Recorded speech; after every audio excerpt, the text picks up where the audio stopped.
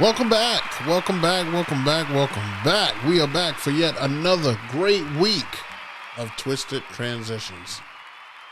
Well, guys, the end of May is here. Last week of May. Only a few days left in the entire month in general. Next Friday, I believe, is the last day of May because I've got a June 1st wedding. So this is the end. This is the end. Last week, I can't believe it is already time for June, which means Father's Day, which is good for all the men out there. So, of course, I will be giving congratulations to all the fathers out there. And if you would just help raise anybody's kid, happy Father's Day to you, too. So, it looks like we've got some stuff to talk about today. I want to first start off. I just want to first say that not you guys, but people in general are just wow, man. People are wild. So you guys remember the video that I put out when I went over each person's DJ setup? Well, apparently that has gotten me some scrutiny. Some people did not like that. Now others, I'll give them their props. They were like, thank you for critiquing. Thank you for letting me know what's up. But others were looking at like, who do you think you are? Telling DJs not to do this, not do that. And who do you, who do you, why are you criticizing the gig bar?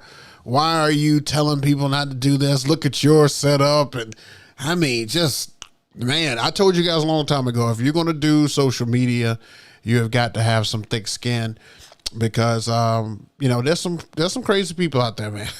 Crazy people. I killed them all with kindness. I didn't get any response after my reply. I did give a little bit of energy back to them, not being any type of forceful way. But I did just tell them, it is my opinion. They asked for my opinion. I gave my opinion. They didn't have to, or I wouldn't have had anything to talk about. So it is what it is. So it's just crazy. Also, big shout out to DJ Mike from Magic Mike. Helped me out so much this past weekend. He didn't have a function on Saturday. He had one on Friday. So he came out and helped me out, and he caught the content that I needed from this past weekend, and every reel that you saw that I posted on IG is from something that Magic Mike recorded. So really appreciate him for coming out, helping me out. He didn't have to do that, but he got some really good footage, and I've got one more from that night that's going to come out tomorrow, and it's it's a good one. But yeah, he came out, all the content that you guys are seeing was from the Osmo Pocket 3, the new camera, the new vlog camera that I told you guys that I was going to use. It works perfect for, I guess, the vertical content as well as 16:9 content. So you could do it either way, but the vertical looked great. And so we will continue to do that going forward. And it was just a great time, man. It was a great time. Mike got to see me kind of do my thing. He was giving some words of encouragement, and he was giving some great critique, which was good. So appreciate you, Mike, if you're in the chat. Appreciate you letting me know, keeping me straight, bro. Just keeping me straight. So let's check out the chat. With that being said, let's look at it, see what's happening. Here we've got, there he is, Magic Mike in the building. What's happening? DJ G5, what is going on? Everything is great, bro. Appreciate you coming out. Turn this off. My phone just did an update just now, so it's just coming back to life. Okay, DJ G Kenny, what is good? DJ KP, what's happening? What's happening? It's kind of tough to say this name right here. Is it Ty Dudek? Is that how you say that? I'm assuming, but what's happening? Solstice. The king is here. Somebody got on me for you, Solstice. One of the people I'm talking about that got on me. They got on me talking about it. Did you just critique or bash Solstice's setup? And I was like, no. And they were like, have you seen your setup? I'm like, all right, next. I just kept it moving. Solstice has got some warriors out there. DJ Chamber, what is happening? What's going on? DJ EZ, what's good? What's good? Oh, look at Magic Mike. Appreciate him. Also, great news. Magic Mike has upgraded his setup. And if you haven't followed Magic Mike, please make sure you follow him. He is he's at the @ of Magic706 on Instagram. He upgraded his mixer. He now is a proud owner of the Rev 7. He loved it so much he got to use it at my last gig, and he loved it, so he purchased it. It is now here. He's got the gold limited edition. It looks great. I'm sure he is going to kill with that machine. So congratulations to Magic Mike for getting that. We got some work to do. Got some work to do, man. Had some more inquiries today, so we'll be touching bases probably sometime tomorrow. Oh, so I did get it right. Okay. Wow, that was first time. First time. Okay, so let's go ahead and get into the stuff from last week. Let's talk about it. I don't want to hold you guys up too much. So here's the ceremony from last week. This is at Adams Pond. I've been here, 1,000 times. The one thing we were worried about at this one was trying to make sure that the rain didn't hit. We had to have a plan B for the rain.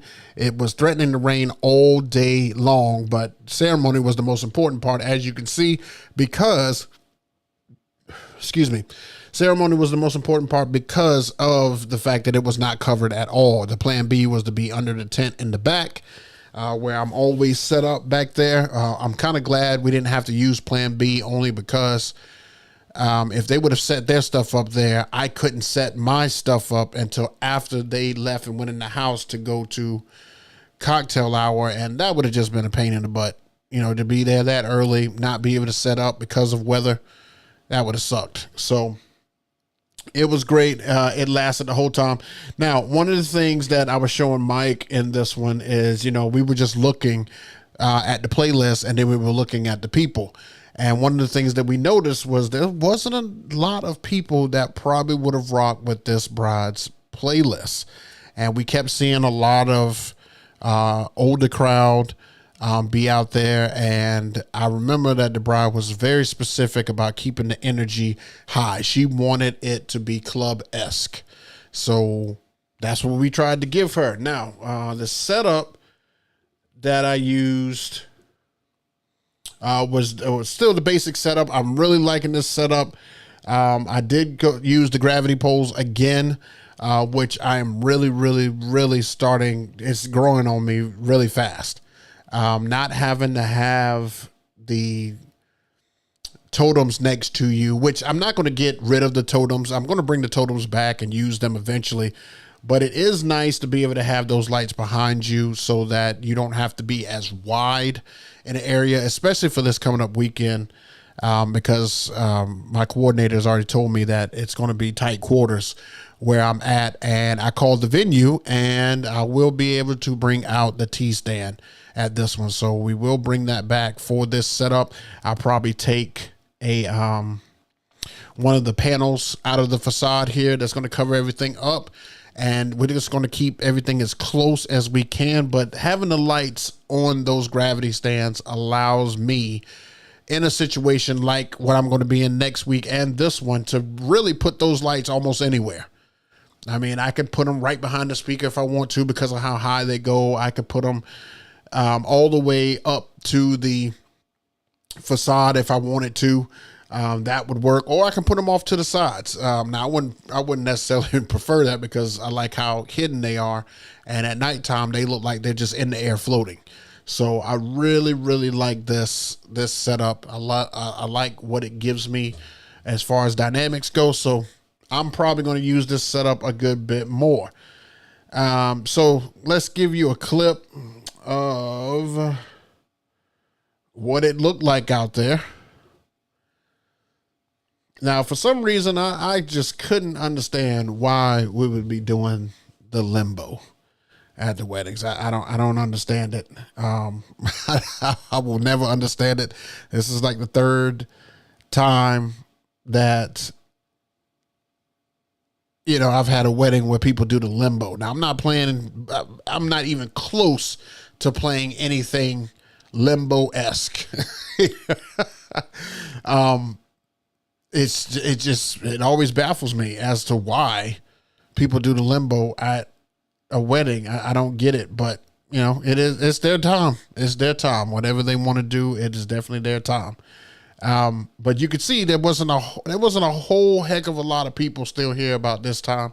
The reels and everything that I have put out kind of show you what kind of, how many were in the crowd, especially the one I'm going to put out tomorrow. That kind of gives you a real heads up on what it looked like out there. So this was them, guys. This was them. Now I can tell you that this coming up weekend, it's going to be even less people. I think this one was supposed to be 150. It ended up being like 115. And some people, you know, kind of left before that. I probably only had about 15 to 20 people on the floor at most. Which is, you know, kind of tough. It's kind of tough, but like I said all the time, you play and play through it. You play and give them a show. You play as if you got 300 people out on the dance floor because it's still an audition and you're still trying to make your current couple happy. So that's what we did. That's what we did. This weekend has a total of 78 people. So that's going to be interesting too. So, hopefully I get some good stuff out of it. She said that her crew is a dancing crew, but doesn't just about every bride say that? We'll see. We'll see. My fingers are crossed. Their playlist is decent. They've got some must plays on there. And one of the songs that the groom had me listen to, I've never heard it before, but it was, hold on. I would like for you guys to go listen to this song. He told me to go play, let me see here. Right here. Let's see if I can find it. Oh yeah, here we go. It's by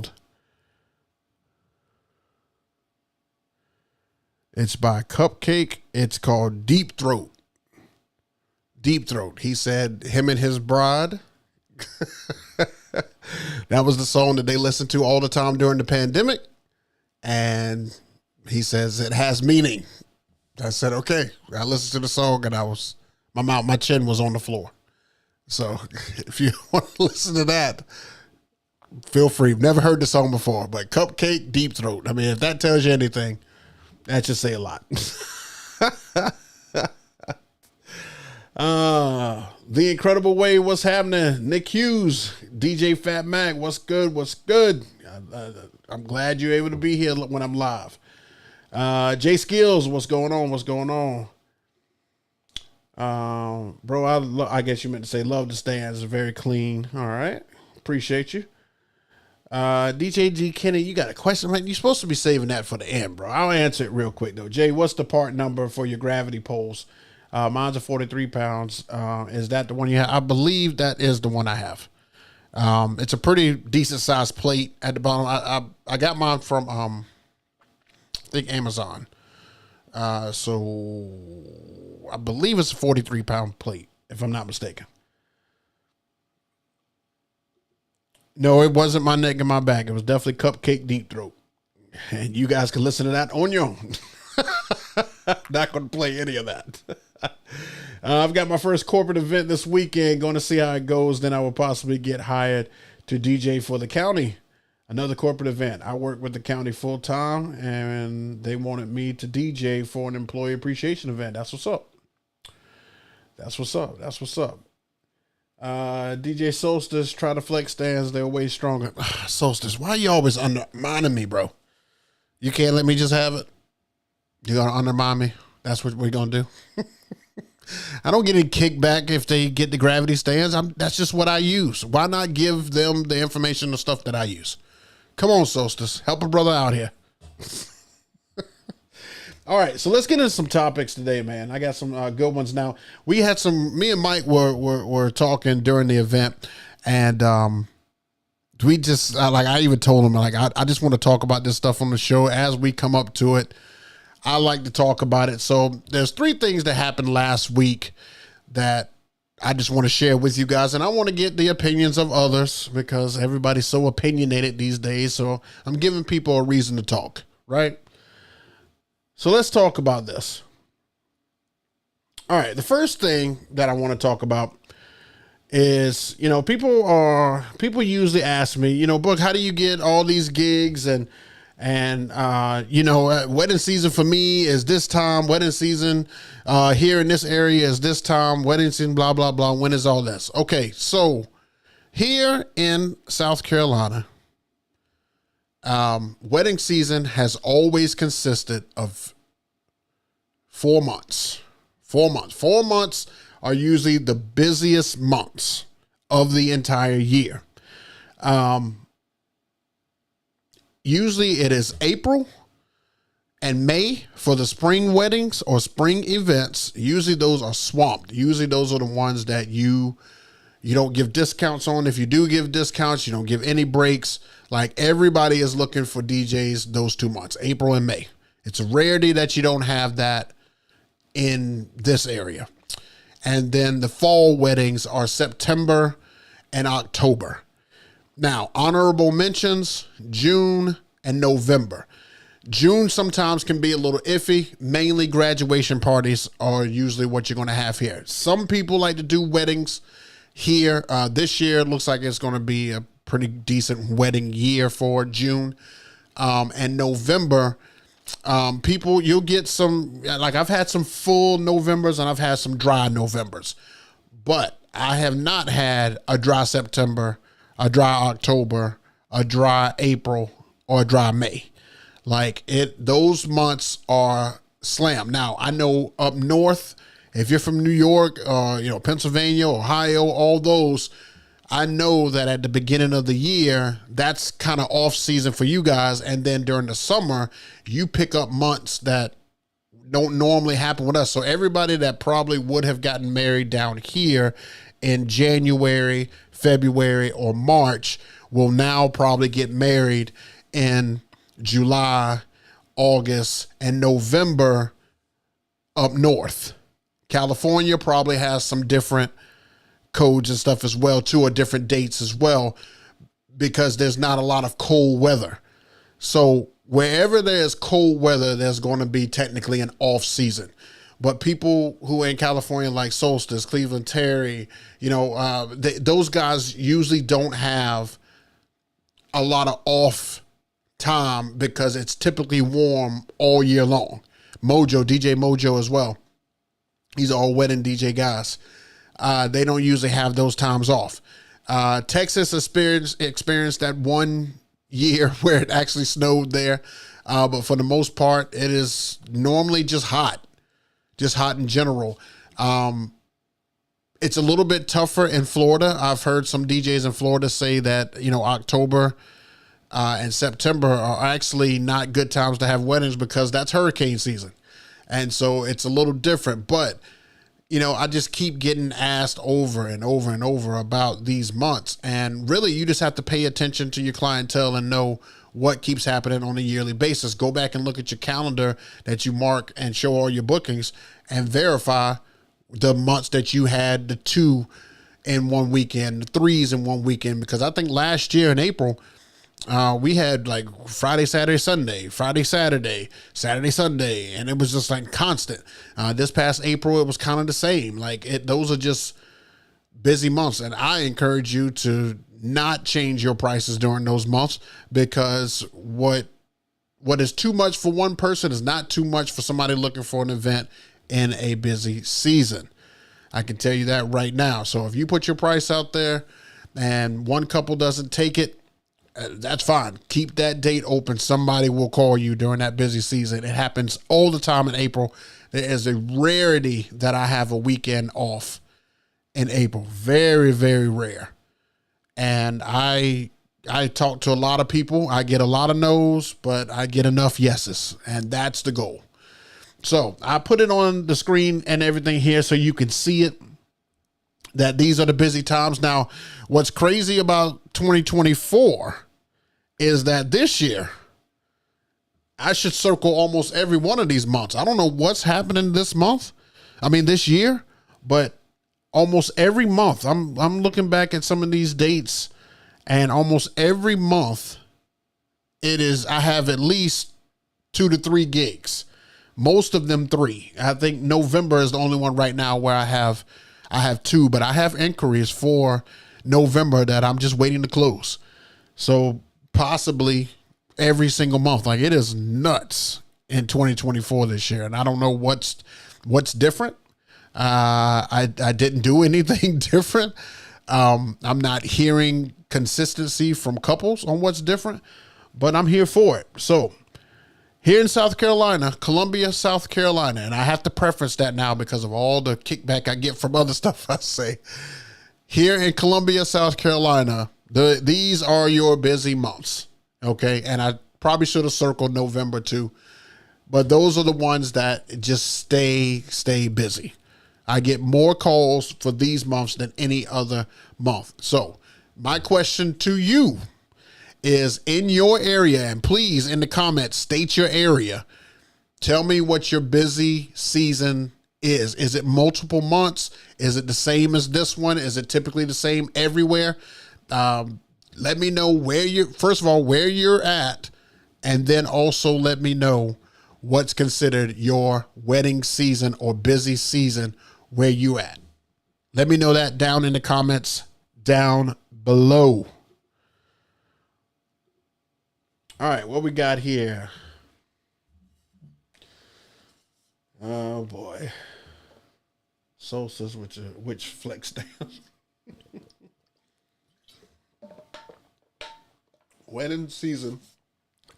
Look at this, guys. See, this is what I'm talking about. Wedding season in New Orleans is March through December. That's crazy. That's crazy. And it's not March and December. This is March through December. Flex stands by Chauvet. Chauvet flex stands. They only make one type. G. Kenny is from California. They don't forget, bro. Busy season out here, basically September Essence Fest. So just like I say, man, it's different everywhere, because I'm sure the people from up north can attest that it's different. I know that the people who I follow most up there on things like Instagram and on YouTube, they're able to do a lot of their traveling at the beginning of the year, because wedding season, kind of for them is like March all the way through until it gets cold again, which is right around, November, December, somewhere around there. So I could see why you guys would say that, but it's definitely spread out here. I think it's mainly has to do with the heat. I definitely think it has to do with the heat, because today it was 91 and don't nobody want to stand out there in that, even though Saturday for the ceremony, I will be baking. But then we go inside, but I will be baking. Sucks. All right. Let's get to that next topic. All right, next topic. Do.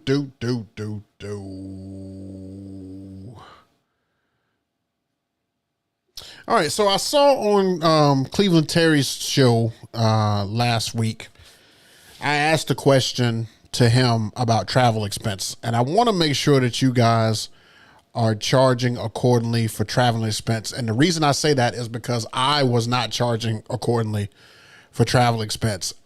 One thing about travel expense for me, it almost makes me nervous to ask a customer to pay travel expense. But then when you think about it, it's like, why are you nervous to ask that?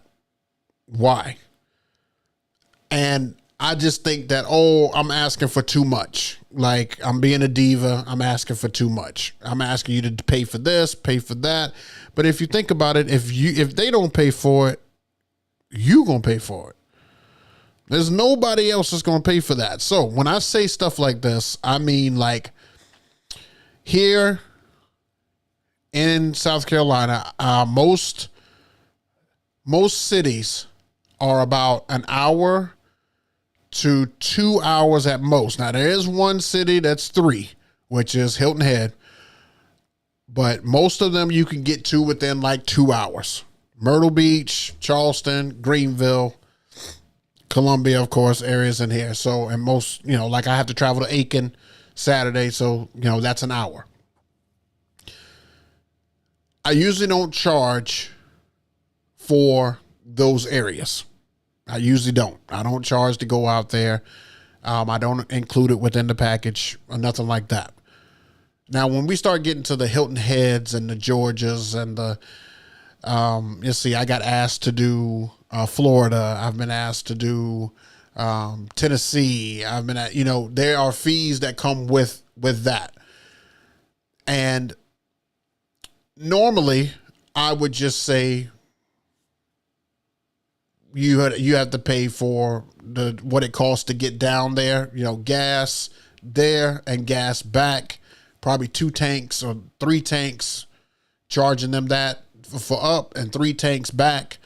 It was too tedious to do miles, and then room and board. One thing that I did not pay attention to, and this is what Cleveland Terry had to say on his show, which was, it made total sense. He said, if they want you, they will pay for you. If you let them know straight up, you have to cover this in order for me to be there, then there's no issue. And you already have to have that laid out. You already have to have that known. You already have to have that in some type of package. So I'll give you, for instance, so for the Tennessee event, you want to say, I need you to cover hotel, food, and gas to get there. And, they pretty much either say yay or nay, or how much is it? And then you base it off of whatever you calculate that to be. I would say it should be, depending on the hotel that you want to stay, as long as you're not trying to stay at some 5-star hotel altogether just for one night over, you should be right around the, I don't know, $400 or $500 range. It could be more than that. I'm just putting out a number. It could be right around the $500-$600 range. Whatever you calculate that to be. You look at stuff in the area. You try to find a hotel as close to the venue as possible, so you don't have to do any additional traveling. And then you look at, 3 tanks of gas to get up, based on your gas mileage, 3 tanks of gas to get up, 3 tanks of gas to get back. And you cover that. Now, if somebody's going to be flying you somewhere, here's the things that you need to consider for travel expense. You need to consider plane ticket for you and an assistant, because you're going to need an assistant. Plane ticket for you and an assistant, room and board for a hotel in that area, travel, whether it be Uber fees or it be a rental, because you got to get the equipment, and then equipment. you need to call ahead of time, talk to a DJ in your area or like a guitar center in your area to see about how much it costs to rent equipment. The customer needs to cover that. And that's on top of what you already normally charge for services, because you have to get there. All of this needs to be some type of package. So when you're putting together as like I do, a brochure, you want to make sure that you have incorporated that any travel outside of 60 miles, 120 miles, which, equals 2 hours. This is what it's going to cost, because I'm going to have to get room and board, because nobody wants to finish a gig at 11 o'clock at night, pack up. By the time you finish, it's 11:30, almost 12, and drive home 2 hours. Nobody's going to want to do that. So anything past 120 miles, room and board, food, gas, there and back. That should be its own thing that can be added to any of those packages. If you have to fly there, you get all your numbers together and you say you're going to have to cover rental of equipment, how to get it there, flight to there, because they want you. They want you. If they didn't want you, they wouldn't pay for you. They would just get a local DJ. So all of this stuff should be covered in there. Rental of equipment, rental of a vehicle, flight with you and an assistant, room and board. All that should be a package that can be added to any of your packages. And I say that because you have to get what's worth it to both of you out of it. Now, if that's $1,000 and you charge $1,000 and $2,000, it is what it is. If that price is more than your services, you might need to raise your services. However, it should be along the lines of probably your middle package. It would probably be 2 times your package, your middle package, whatever that may be. If it's $2,000, it probably travel package would be another $2,000. They would have to pay $4,000. And guys, we got to stop looking at the customer as like we're dealing with their money, like we're the ones that decide their money. They decide on this. I'm making a decision in my head before I even talk to the client. I'm scared to even send it over because I'm like, well, this is going to make or break me. No, you've got to send your worth to the client. You have got to send your worth to them, because it's not that you're thinking highly of yourself, but your time is valuable. The ease to get it there, the ease to perform for them, all is determined on somebody else's stuff. It's not necessarily your stuff if you're being flown in. I'll give you a great example. When I went to Rick Webb's wedding, he had to fly in Nick and Santi, and he had to set up his entire setup, and Nick had to use, only thing that Nick brought was his laptop. That's it. Rick provided everything else for him. When Jason Jani came down to North Carolina, Rick provided his entire setup. Jason Jani only came down and brought his laptop. That's it. You have to take all of this stuff into consideration. And I'm sure that these couples will pay it. They will pay it. They will pay it, because the reason that they want you is because they've already seen you. They know of you. They know what you can do. They're going to pay it. So you have to trust and believe in yourself. So let me know in the chat down below if that sounds like too much, the way you're like, nah, I'm not going to put that on paper. And maybe we could try to talk you through it to where you can create that. Or let me know in the chat down below that I'm crazy. Why would you ever ask a customer to pay a certain amount of money? We'll talk about that below too. But we got to talk about it because it's very important. This is a very important lesson that I had to learn, me, myself. And I didn't just learn that. It's been taking me over time. I have had I've had real bad anxiety when it comes to sending out that travel package. Real bad. Cause I'm just like, ooh, that's gonna make or break that. Like, who wants to pay $2,000 and then pay $2,000 again to get him out here?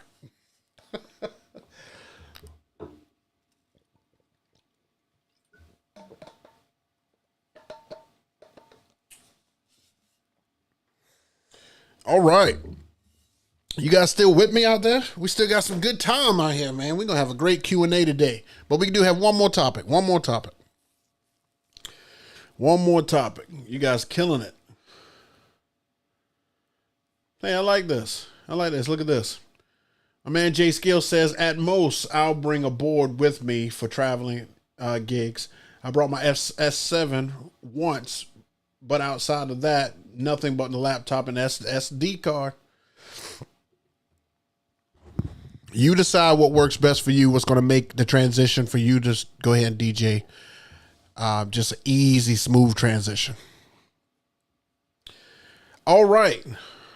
Let's get into the last topic, guys. Last topic.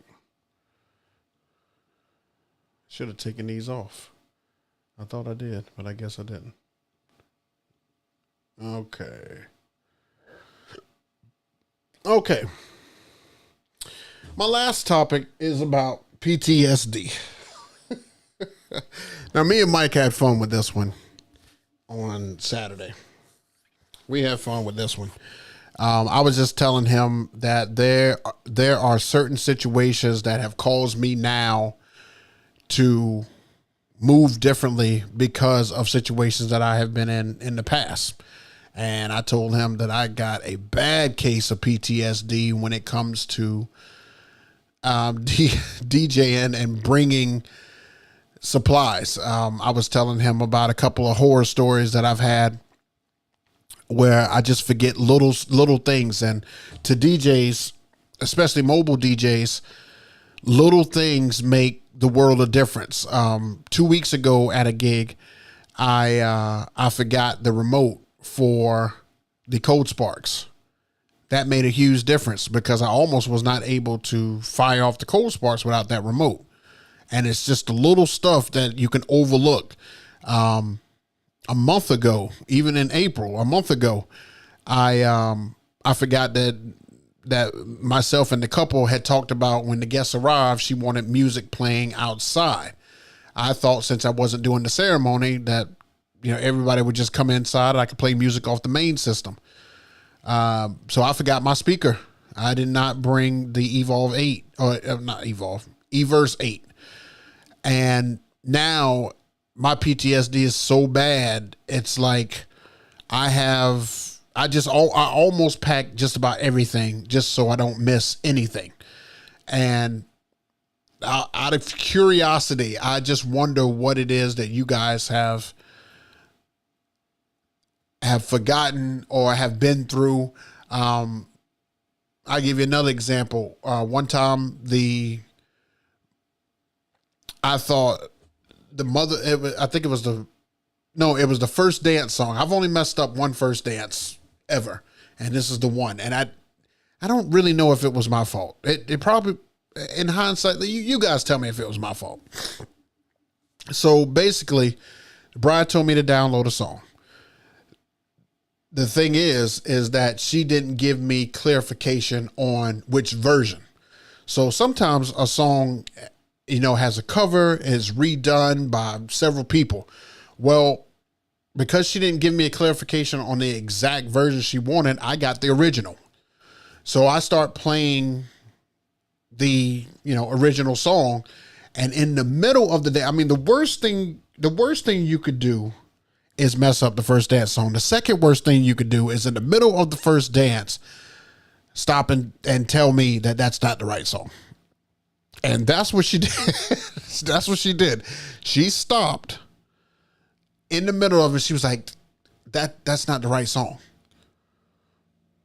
And I was like, that's the one I got. I don't know what you want me to do. Like, I don't want to stop in the middle of this. But there was nothing I could do. So when I say about PTSD, why that comes up like that is because now it has forced me to every single time that I'm speaking with a couple, I have to tell them yes. And if it is a specific version of the song, please let me know the artist and the song.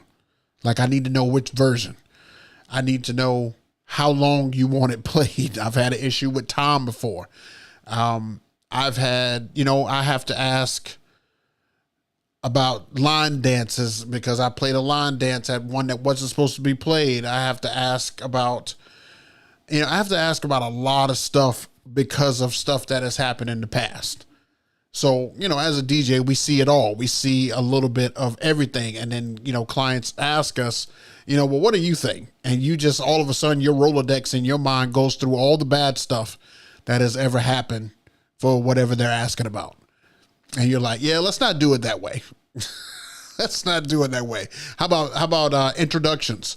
I have bad anxiety for introductions still to this very day. It is actually the most cringy part of a wedding for me is when I have to do introductions. I may not seem like it on footage that you guys have seen on gig logs. I may not seem like it, but I am not terrified, but I'm just like sigh of relief once I get finished to the bride and groom, because it's not about all eyes being on me. It's about messing up while all eyes are on you. And some of these names of these people it's just brutal. It's just brutal. I mean, I had one crowd that I was calling out names, and I called out the guy's name. I got the first name right, but I said the last name wrong. The entire audience said I don't even remember what it was, but it was some, that wasn't just it wasn't like Johnson or Williams. It wasn't one of those names. So like the crowd corrected me, and like it makes you feel like this big. So, there's a lot of stuff that I have done as a DJ, a lot of stuff that I have been through as a DJ to now I move a certain way because of everything that I have been through. And I technically have PTSD. I have it. I have it based on past experiences. So my question to you is, what is your PTSD? What is something or things that you have had during your DJ career where because of that, you now move like this, or because of a situation that went down, you move like this, or because you forgot this, now you make sure you do this every time you're setting up or getting equipment together? Like, what is your thing now? What's your I have to because of, thing now, or just in case? What's your just in case now? So let me know that in the comments down below. And let's talk about it. Let's talk about it, because I know everybody's got some horror stories. I just gave you a few of mine. It's pretty bad. It's pretty bad. And it definitely is no friend of mine. But yeah, me and Mike were definitely laughing about that because, I can't remember exactly what we were talking about, but I was just telling him that, I have to move a certain way and stuff now because I've seen it all, man. I've literally seen a lot of stuff. It's always fascinating to me whenever somebody catches me off guard, and I don't get caught off guard that easily. I don't. One trend I'm starting to see now is that people are excluding certain parts of weddings now. First it was slides, then it was garter and bouquet. Now cocktail hour is getting cut. I've had three of my last brides who have inquired or told me about their day have cut cocktail hour. Now that doesn't change my price by any means because it's still relevant.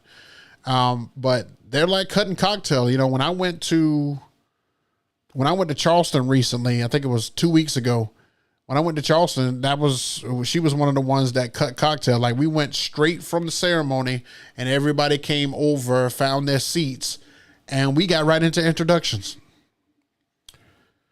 I mean, I haven't seen it before, but I'm here for it. This coming up weekend, it'll be the first time, and I thank them so much because now my anxiety is just way lower. This will be the first time I've ever done a wedding this Saturday that does not have any introductions, including the bride and groom. So no wedding party introductions, no parent introductions, no kids, no dogs, and no bride and groom introduction at all.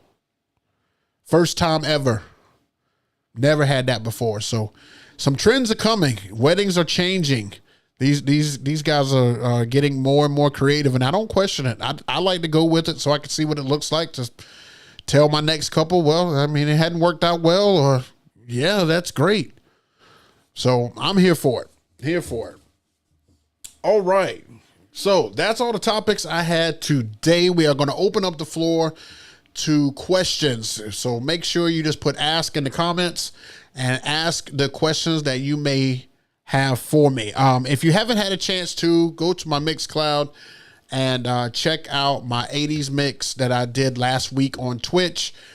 It was fantastic, man. I mean, I like doing it. I like playing that music, and I have listened to that mix. You can ask Mike. When he came up, I was listening to that mix. When we got finished and we were tearing down, I was listening to that mix. Like, I liked it. I definitely would definitely encourage you to play it if you like that type of music. It's just a decent mix of 80s music and 80s style music, and you know, it went over well.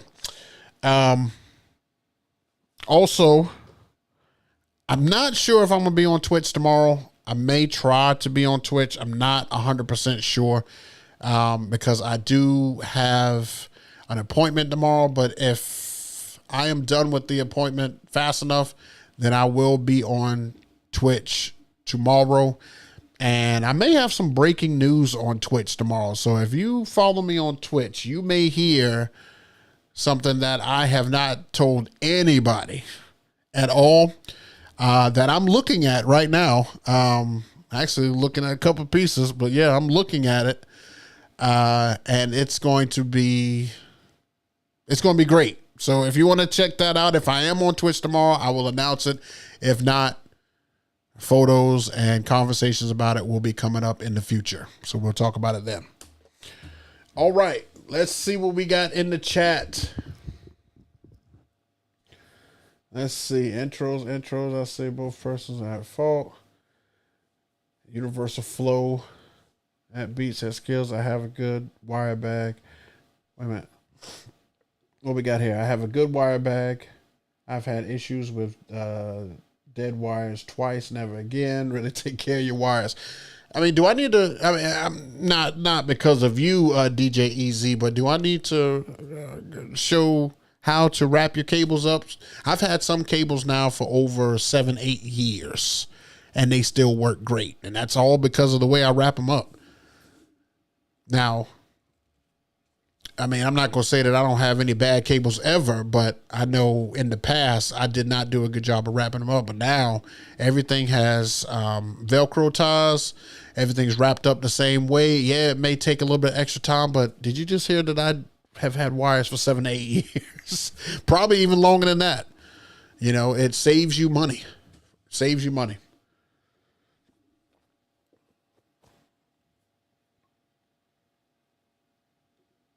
That's your PTSD moment. All right, giving you an opportunity to ask any questions, any questions you guys have, anything that you may have that you want me to go over, you want me to talk about. I told you guys that the content will be slowing down a little bit, only because it is time consuming. It eats up a lot of my time, and I have been trying to perfect my craft a lot more here lately, and I am going to just work more at that. So I want to do more things DJ related, as far as, you know, hands-on, you know, working with the Rev 7, working with my platters, things like that, just to get better, more control. And that's what we are going to focus a little bit more on rather than videos. Now, I've got some stuff coming in. Maybe we can do some reviews on certain items. I think I completed my uplight setup now. I've got 8 both lighting pieces coming in tomorrow. So now I have 24 uplights, and I will need every single one going to Greenville. I just found out. So that will be great. All right, let's see. Daniel Rodriguez in the building. Matt Moki, tell me what you're talking about. All right, DJ Eric. I recently had a client cancel a slideshow at their wedding. Then at the wedding said they wanted it last minute. Luckily, the wedding was only an hour away. I sent my assistant back to grab it. Oh, boy, if you'd had that in writing, you could have really got out of that one. And be like, well, you told me no. Good for you, though, Eric. Good for you. Kevin, let's see. What is your worst experience at a gig, and how did you come back from it? There's really not one that stands out over others. When you say worst, like my Rolodex just went through all these different ones. I think the ones that are the worst are ones where my equipment is broken by clients. And the worst case of that was my projector. I remember I used to do a projector screen. Back in the day, I used to have a projector screen off to the side, and then I had this short throw projector that was on a stand that I still use to this day. And, when you get to some venues, they put you up on a stage a little bit where, when it gets rowdier throughout the night, people get drunker and drunker and drunker.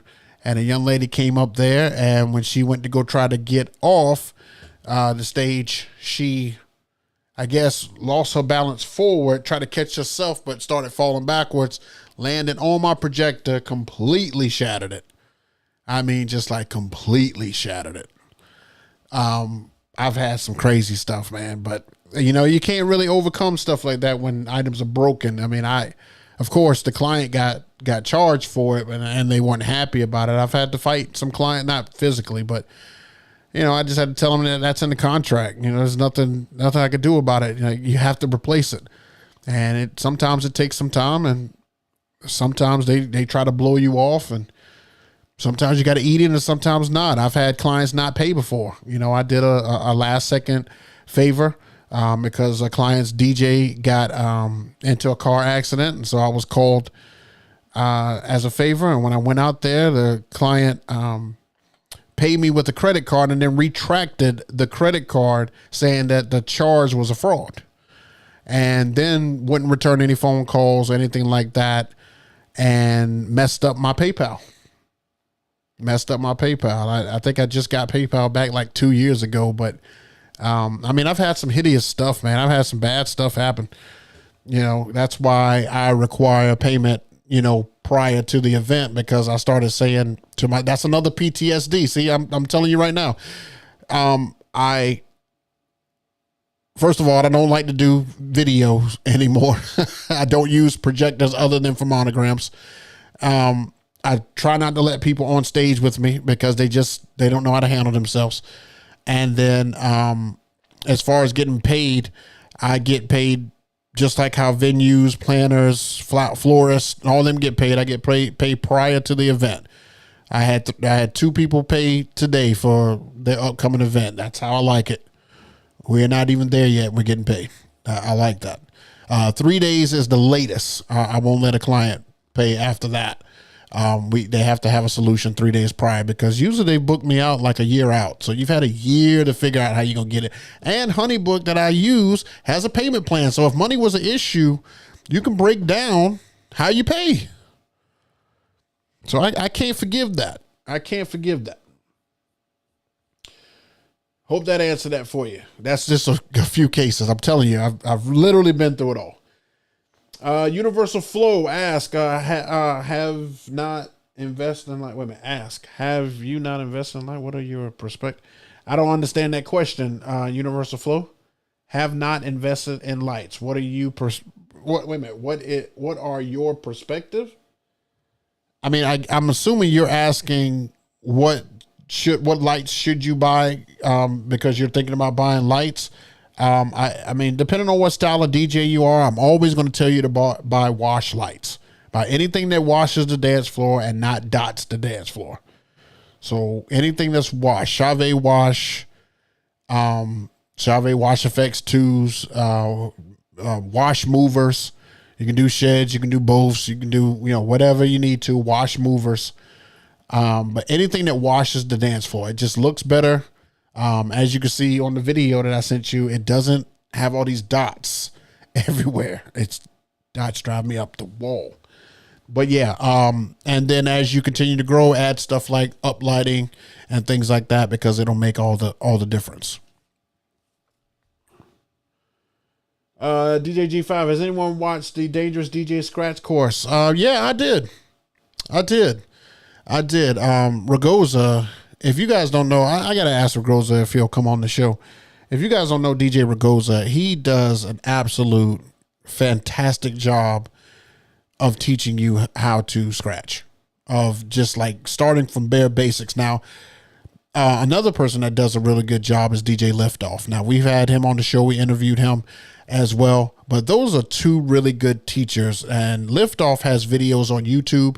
If you want to learn how to scratch, he is fantastic with that. And Ragoza has courses that you can actually,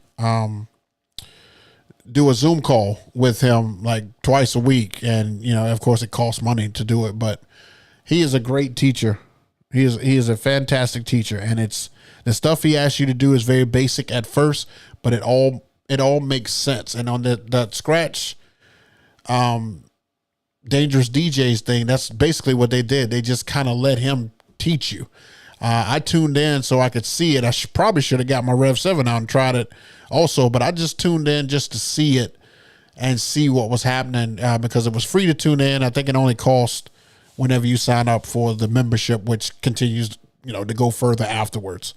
But it was great. It was great for what it was. I cannot knock that course. Ragoza is a fantastic teacher, and he taught his wife how to DJ.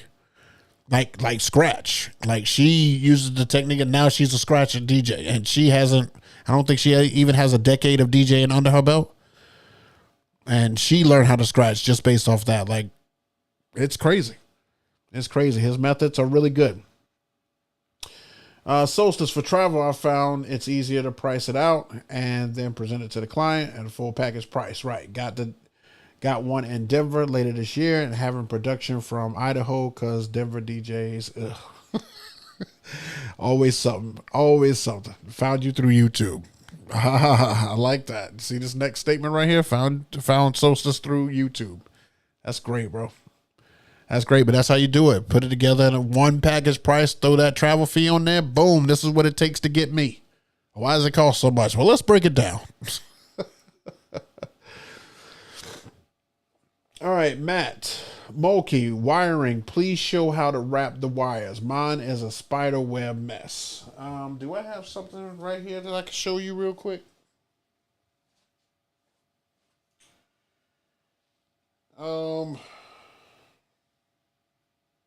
Man, I don't have anything loose. Oh, that just made a mess. Okay, so let me just show you something here. Now, this can pertain, like I've got. Let me pull you down here. This could pertain to any type of wire. This could be an XLR cable, whatever. Okay, this is real simple. So basically, you just grab the wire on the end of the wire, closest to where, and like I said, this could be power cable, no matter what. Grab it close to the end, and you want to take your hand that you're going to wrap it with and grab it, on how big you want your circle to be.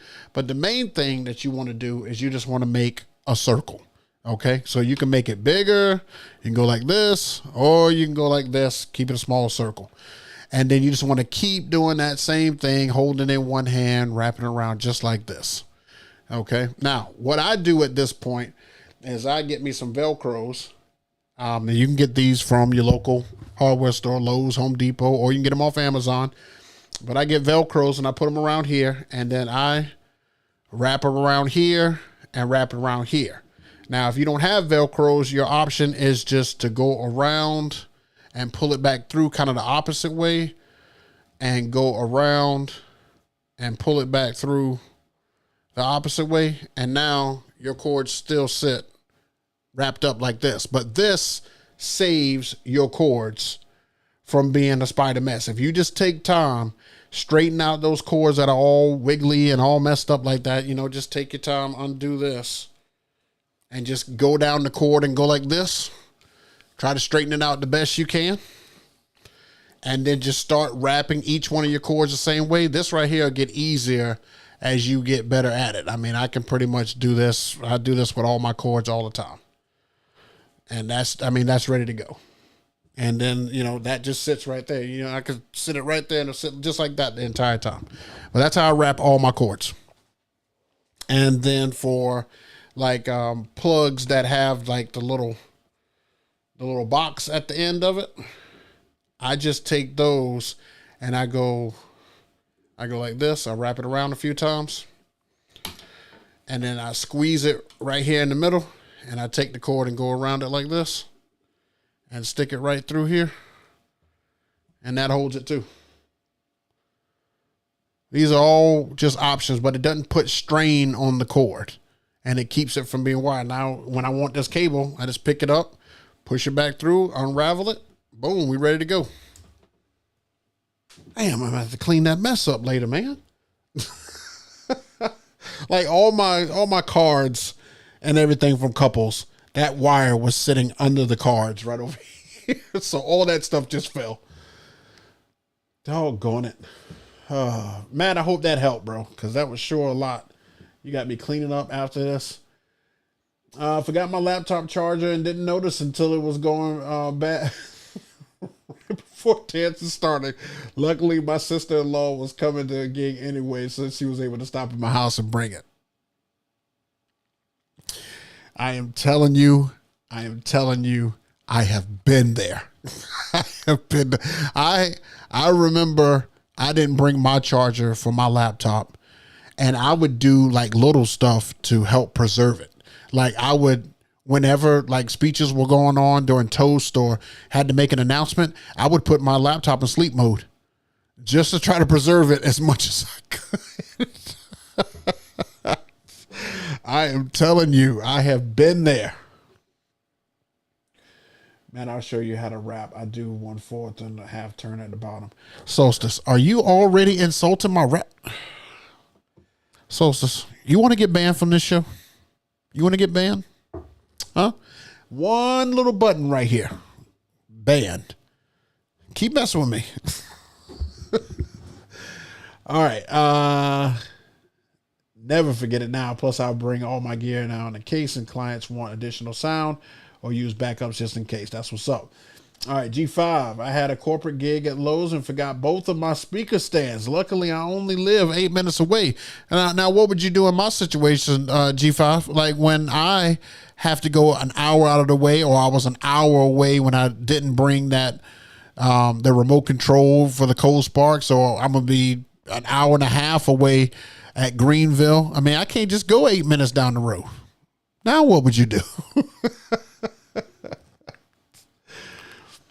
Would insurance cover it? I'm gonna have to go back to something you asked. Universal Flow. I'm not sure what you're asking about insurance. Would insurance cover what?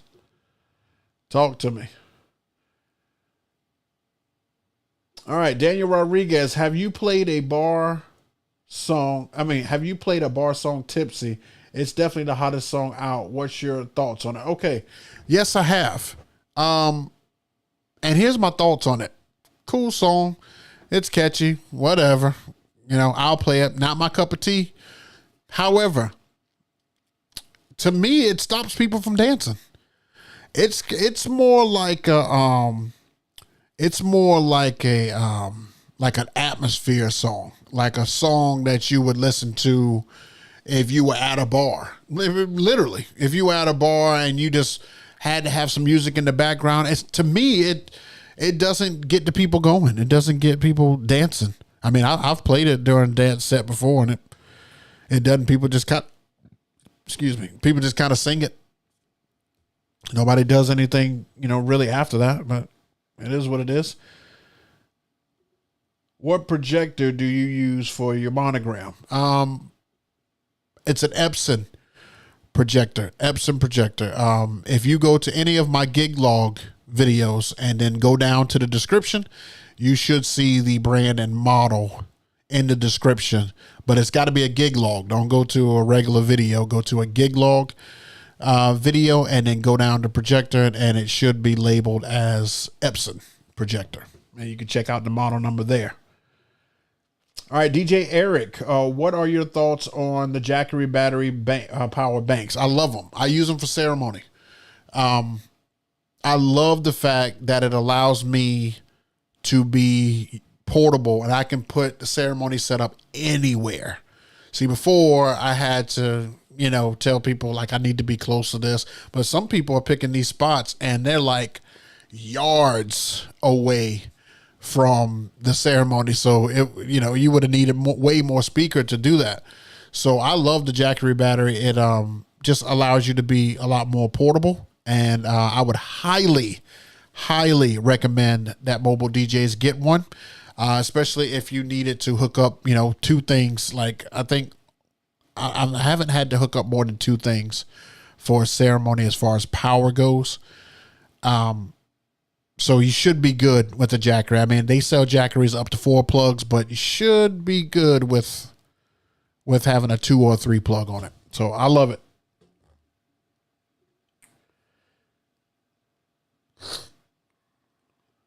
All right, DJ G Kenny. Jay, have you found there is a division between so-called YouTube DJs and your industry of famous DJs? Do YouTube creator DJs only respect those who put out content? Well, I think with the big cats, the hierarchy, as you would call them, DJs who perform all around the world, I don't think that there's a division between guys who put their stuff out on YouTube. I mean, I would hope that guys who put their stuff out on YouTube are not like these anal guys. Now, I understand that some guys don't respond back to you guys all the time, and I'm guilty of it. I understand that some people are highly opinionated. One thing I think that the audience needs to remember about people on YouTube is that there is a lot of hate in the mobile community, in the YouTube community. There's not hate on each other, hate from people watching the videos. And if you don't have thick skin, you'll be quick to write somebody off and write multiple people. You could actually be a casualty of another conversation. G Kenny, I give you an example. I think one time I got a message from somebody, and then it wasn't a great message. It was just them kind of bagging on me a little bit. And then the person after that hit me up after that, had something nice to say. And I was still frustrated with what the person before that said. So I don't think with the big guys, I mean, they don't handle any of their social media. When they watch it, they watch it. If they don't, I don't see them on there criticizing any mobile DJs. I don't see that. The people who criticize are definitely our peers. Our other mobile DJ guys, they criticize each other, especially the ones that don't do anything social media wise. Like, I can't tell you how many people love to be behind the screen and have, no content or don't put anything out, and love to give the critique of everything that you're doing. I mean, of course, I'm just like, well, if you hate it so bad and you don't like it so bad, why are you watching it again? Like, I'm confused. Like, why are you watching it? Why you watch my information if you just hate whenever I give advice? It's beyond me. So I say that because that's the only time I've come across that. But most of the big guys who have big numbers somewhere, whether it be Instagram or whether it be YouTube, they don't usually respond back either. I noticed that. Now, again, that could be because they get so many messages. I get it. But they don't respond back to just simple stuff either. They'd rather not. I mean, I know a couple of DJs I see some great content from, I've reached out to, and they have their settings turned on to where, they have to go in and approve it. But they are open for you to follow them, but you have to go in and get approved to talk to them. And I'm like, well, they're never going to look at that. I've done that so many times trying to get people to come on the show, and my message just sits there. It just sits there. So they never look at it. So I try, guys. I definitely try. DJ EZ, what do you think about the new all digital Rain 12s? I've seen those, and I mean, they look like they would be just like my Rain 12s. That's what it looks like to me. But I love the Rain 12s. I love the Rain 12s. I love them. I love the ease of use of them. I definitely think that was a great purchase when I did purchase it. And I would highly encourage anybody that wants to start off learning how to spin actual records to start off in that area if having an actual turntable intimidates you, because that's more of a controller in a way. Rain 12s kind of give you that introduction. It kind of makes you feel like you can step up.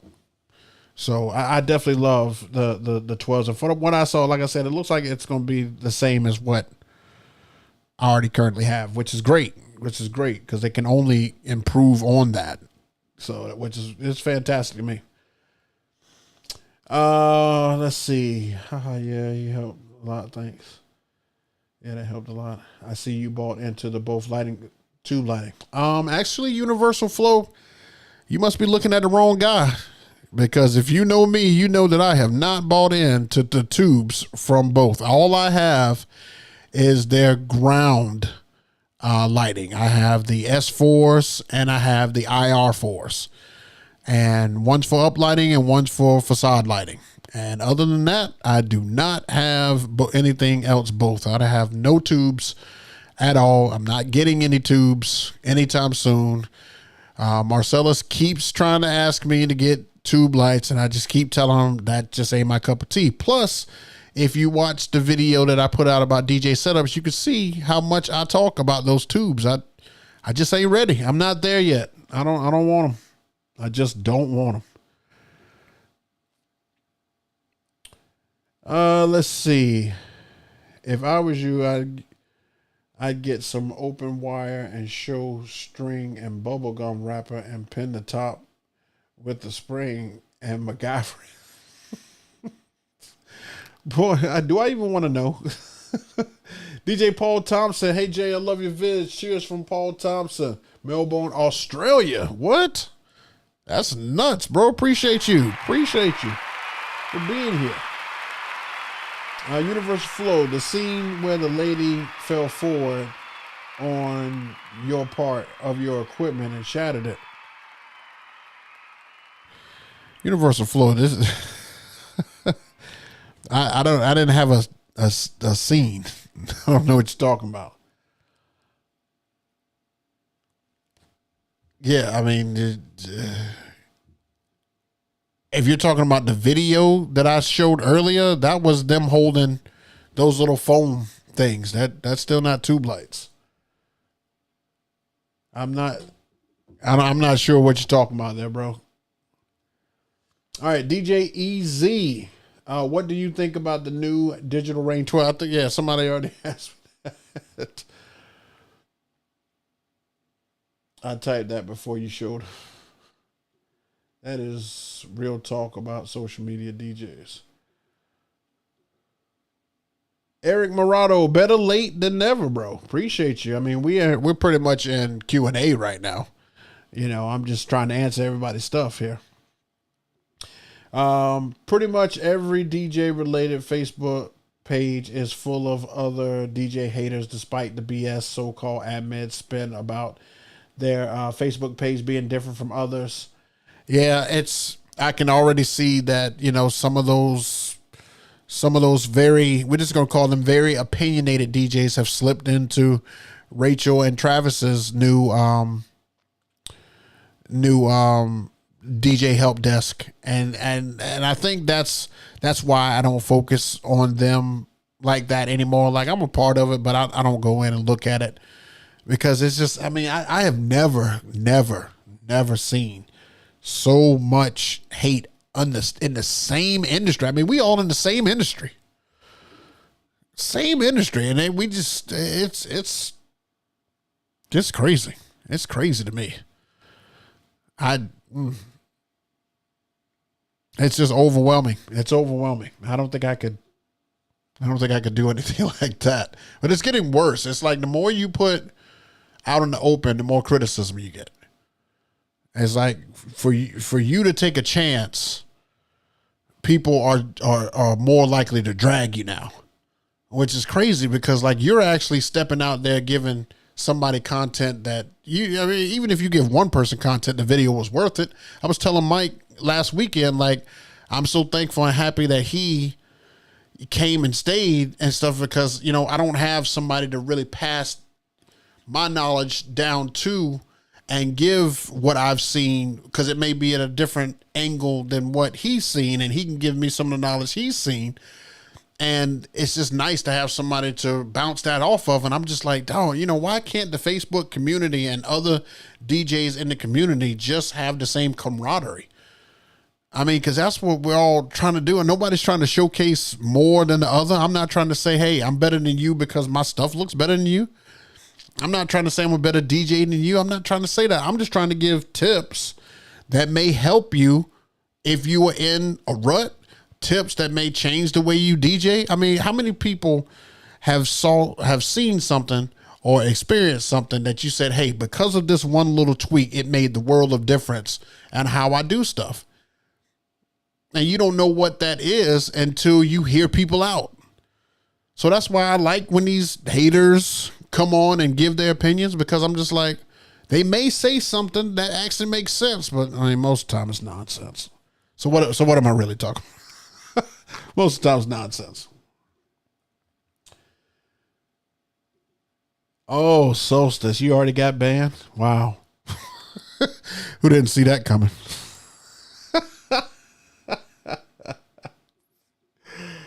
Yeah, Solstice got banned. You knew that was coming. Solstice, if your feelings are hurt, bro, I'm sorry to laugh at you. But come on, man. Like we saw that coming.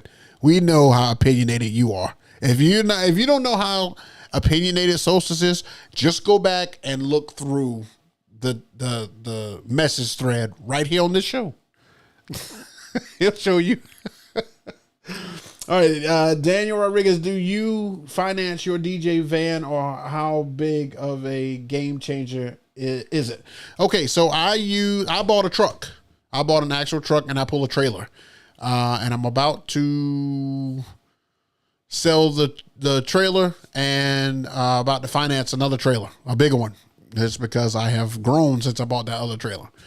But I do not finance a van. I do have a truck, a pickup truck, and it has been a game changer. I have not gone to U-Haul other than to go to that Tennessee event. Because I didn't want to put those miles on my truck. And so, yeah, it's been great. It's been fantastic. This is year 3. I want to say year 3 with the truck, and I could not be happier. I love it, love it, love it, love it, love it. Love it. Let's see. When I travel, I always bring my controller. I think just bringing a laptop to a gig is another state is asking for trouble. Well, here's the thing, DJ Easy. One of the things that I was saying when you do that, yeah, it could be trouble if you don't bring your own controller. I get why you're saying that, but the only thing that you have to make sure on your laptop is that it has, especially if you use a Serato, you have to download the drivers for whatever controller you're asking to rent. Now, if you're taking a controller with you, it's like an eyesore to take with you. And then it may not fit what the people who you're renting from, it may not fit, their setup. It's just a lot of variables. And I can honestly see it could be variables on both sides. I would just rather, get a to bring my laptop, my hard drive, and, you know, plug into somebody else's system and just get drivers. I just think that would be the easiest way. That just makes the most sense to me. And that's just me. Again, this is not what you have to do. This is just a suggestion. All right. Universal Flow. We thank you for the knowledge. It has been a blessing for me. Gratitude. Appreciate you, Universal Flow. Do you use any type of stand-alone controller like a Denon Prime Gold similar to practice on for events? No. I practice for all my events right here in the comfort of my home. I have two Rain 12s, MK2s, Pioneer S11, and then I have a Rev 7. And then for Twitch, I have a DDJ 1000 SRT. I have a plethora of stuff to be able to move and shake from, all different forms, size, and I practice on those. Right now, I am practicing on the Rev 7 because it is my most commonly used controller. However, I am trying to get more events with the T-stand because I just think that it looks better out in the wild. And I love using it better because I have huge hands. As you can see, I have huge basketball hands. So the Rev 7, I mean, I think Solstice even said it on my last, what was it? Reel. He told me, he was like, man, Jay making those Rev 7 platters look like tiny. And then when I looked at it again, I was like, yeah, I am. Like, my hands are huge on that. So that's why I like the actual record, because the record, my hands are not bigger than the record. So it's really cool there. Look at Solstice. I don't care about that group. They literally banned me for calling out old DJ boomers. I got to stop giving you attention on his Solstice. It's only creating more drama. Okay? You're creating more drama. I can't even keep a straight face to say that. You're creating more drama. Solstice, are you going to create a fake Facebook page so you can get back in the crew? Eric Morano, you need to put that Carolina squat on your truck. Oh, no. God, no. Hell no. I will never make my truck sit down to the ground like that. Whoever can. Here's the thing about that squat, okay? What confuses me about the squat, okay, you got your truck dipping down in the back. And to those who don't know what he's talking about, your vehicle runs like this, right? So these trucks here, instead of lowering the car or just raising it up like this, some people take their truck, raise it up a little bit, and then make the butt of the truck sit. So you're literally driving like this. That's called a Carolina squat. And so my question is when you're driving, if you put the front up, like, how are you seeing over? And because usually the truck has big wheels. Everyone that I've seen do that has big wheels. So how are you seeing over the top if the hood's up here and you're trying to drive back here? How are you seeing? That's so confusing. So confusing. But I will never do that. I'm 33. The whole group is old Midwest DJs that think Facebook is still relevant and place to review. Boy, well, that young man right there is touched. He is touched. He is touched. DJ G Kenny, yeah, man, I tried watching that DJ News channel on YouTube. It was horrible. Yeah, it's. Whew. Let's see. DJ EZ, do you have advice for organizing playlists for events? Yes. You're going to keep innovating your playlists. And what I would say is start from a strong structure. The way I structure each event, I know each event is going to have certain categories. Then I like to take all the songs that I know are going to work and put them into one folder. And then This is how you start it. This is not how you do every single time. But I'll put like 300 or 400 songs into one folder. And now what I've done is when these couples want to hear 2000s or 90s, I'll create subfolders under the big folder. And I'll just be like, hey, a couple wants to get to the 2000s real quick. Oh, cool. I hit 2000s. All my 2000 songs are in there. Okay, so I create those crates.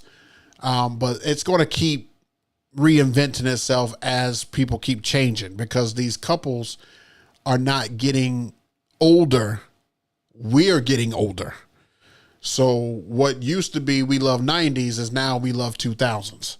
What will be, we love 2000s is going to be 2010s. So that's going to just keep innovating. But you just start with a good base, put you some subfolders under there, put you some stuff that you want to try. I mean, I've got a folder now that I call Don't Forget to Try. And I just put some songs in there too that I wouldn't mind trying to see if I can incorporate it in and see how it does. Little Boo Thing was in there. Murder on the Dance Floor was in there. Stuff I wanted to try. And these don't work at every gig. They don't work at every single gig. That's why I put them in the try folder. You gotta, I've noticed that you've got to feel out the crowd. Like if they like a certain style of music, then they're going to like some of that music. If the crowd is younger, they're going to know Murder on the Dance Floor, even though it's an old song. What platforms are doing is they're taking old songs and revamping them as far as just reusing them in a current time. And so it's bringing back some of those songs. So like, I'll give you for instance. So I think Nick Spinelli was talking about a song. I think it was, I'm just a kid. I'm just a kid and life is a nightmare. Okay. So he was talking about that song was going over big, and I thought about it and I was like, yeah, that song is going over big, but it's going over big because people are making that video where they're reenacting or redoing their former self that they had a picture of. So it's big because it's relatable. People are looking at TikTok and Reels and shorts and things like that. So those songs that are on there are becoming huge. That's kind of how that $1 Million Baby song, I think it's called $1 Million Baby. That's a social media song. That song was never like released anywhere. That's social media. And now when you play it, people will know it. But I guarantee you by December, when I play that song, nobody's going to know that song. Well, not that they're not going to know. They're not going to be feeling it anymore. But it's just like a wave. It's like this weird wave. And if you want to keep up with the wave, you've got to be on these platforms. So, yeah, I think that's why I say organizing your crates are just going to have to, you're going to have to, change it up per, get your core music and then change it up per and just try different stuff, feel out the music, see what works, and then look at the crowd that you have out there to know, okay, if I've got majority younger, I can hit them with this. Or if I got, majority older, I can hit them with that. So that's what I say.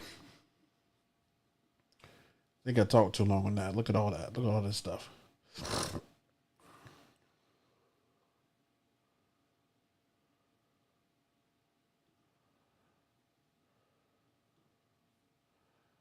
Okay. Fight. Do you think the Rain 1 is a good controller? Yeah, I don't see why not. What's wrong with the Rain 1? I don't foresee an issue with the Rain 1. Rain 1 is a good controller. Yeah, absolutely. Yep, it's a weird community. They got it going on over there. Yeah. Don't worry, Sosa. I'm about to start a poll on Rachel's Get you back in. Oh my God. DJ Paul Thompson, is it worth it? Is it worth buying a Nimbus or similar for dancing on a cloud for wedding events? Me and Mike talked about this too. It's a preference. I think it's based on your area and how easy it is for you to get, dry ice. If all this stuff is easy and it would just make sense. Also, remember you gotta check with venues. I would definitely check with venues ahead of time.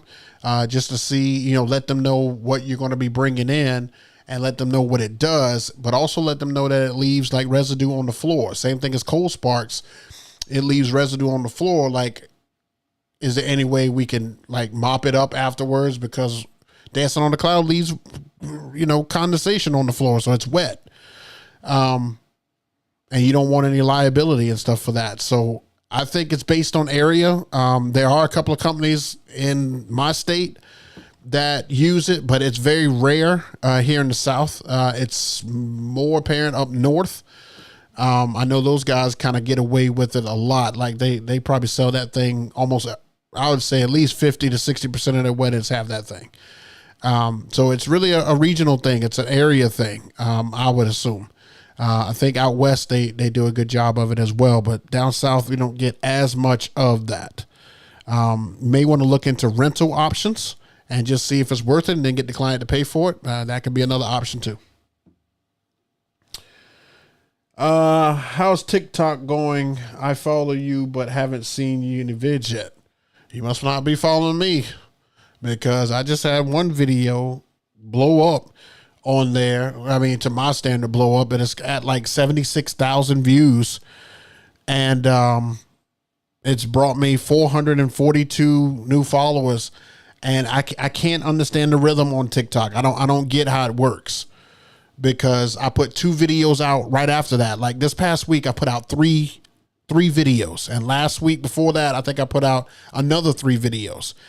Only one of the 6 videos that I put out like hit. And I can't figure out what it was that made it hit. It also, the same video hit on Instagram.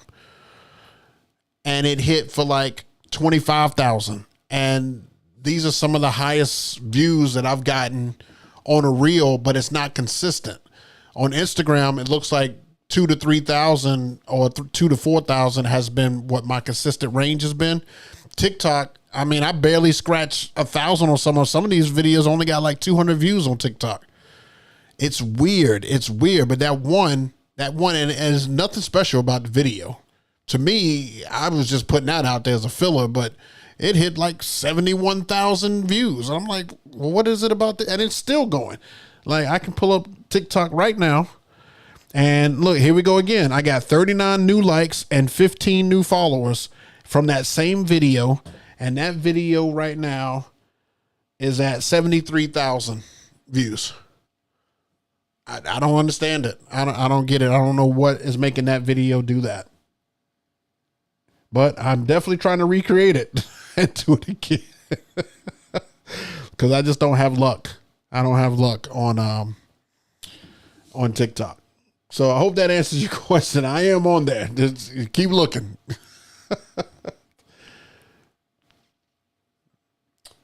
When you planning on calling it quits? 50, 51, 52, 55? Well, that's a good question, man. I've got some plans. I got some plans outside of DJing. I think I'm going to let DJing get me to those plans. And once those plans are ready, I think that's just going to be the move. I don't know what age I'll be. I'm gearing to my 50s. I feel like, I should be good then. I can probably do a few here, a few there. It depends on if my passion for music continues. Because it's been inside me for 20 plus years, if not longer. Music has just been a part of it, so I don't see it dying anytime soon. But the music is not the same as it was before. So, if these weddings start getting to the point where they just want, I got a weird feeling, and you guys, I may talk about this as a topic one time, but I got a weird feeling that weddings are eventually going to get to the point where they want nothing but EDM. I don't know why. I've been thinking about that lately. And I just feel like the classics are not the classics to these new couples. It is just EDM. And if you can't rock EDM or you can't rock house, because house and EDM are taking over like hip hop did. Mark my words, it's coming. In some areas it's already here. But it is EDM and house. If you can't play both of those, you might be forced out of this business. You may not get as many gigs as you could before. I can't imagine being 50 plus trying to rock a EDM party. I don't know. I can't see it, but it's coming. It's coming. DJ question: is Blurred Lines by Robin Thicke too much for a kid's party? Even the edited version of that is a little rough. I mean, if you listen to the song, if parents listen to the song, it's not a kid's song. I think if you've got a graduating senior class of high school or anybody college, I think you'll be okay. I wouldn't play it. Me personally, no middle school, no ninth graders, no proms. But seniors anywhere, seniors and up, I would play it. High school seniors and up. All right, and we got a few more questions, and I'm gonna get out of here. DJ Paul Thompson, do you use Sparks for your wedding events? I have heard that some DJs are getting grit from the Sparks and controllers and laptop speakers. Yes, I do. 3 weeks ago, I used Sparks. It is still a common thing. I actually have Sparks rented out for next two events. I won't be at them. So I have somebody else operating them, but people still buying Sparks. The one thing I'll say about Sparks is make sure that your venue allows it, and make sure you have tested it before, and make sure you clean them. Clean the Sparks. And if you don't know how to clean the Sparks, watch a video on it. Or hold on one second. Oh, I'm getting a package. Hold on one second.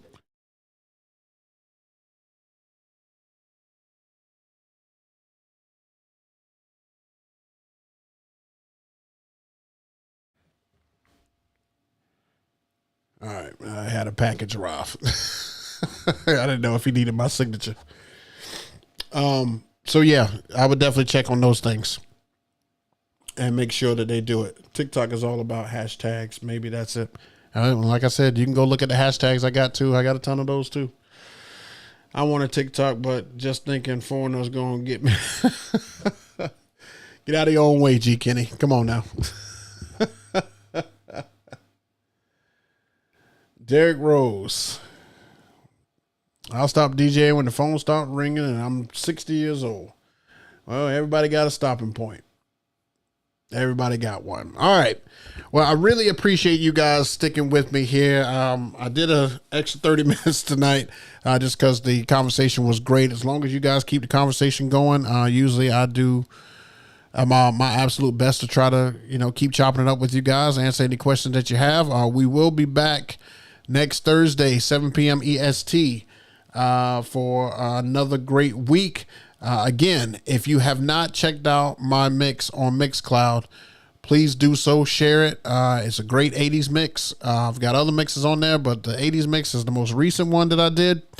I like it, and I'm just trying to get it out there. Also, I will be on Twitch tomorrow, hopefully. Probably recording my next stream. And I have a small announcement, maybe big in the DJ world, but small announcement to make on there if I do get on there. So make sure you follow me on Twitch, and to see that last reel, that is going to be probably one of the funniest reels I've ever put out, because it was caught in the moment. Check me out on Instagram. I've got that reel coming your way tomorrow, so don't miss it. And don't miss the behind the scenes on Instagram as I get prepared for this wedding on Saturday. Thank you all for coming out. We will be back again next week. I love you all. Love everything that you guys have granted me, which is your time and your effort. So really, really, really, really appreciate that. If you guys have a gig this weekend, make sure you knock it completely out of the box. We'll see you again next week. It's always been a pleasure. Appreciate it, guys. Enjoy your evening. Make sure you live in the strive. and not to survive. Boom.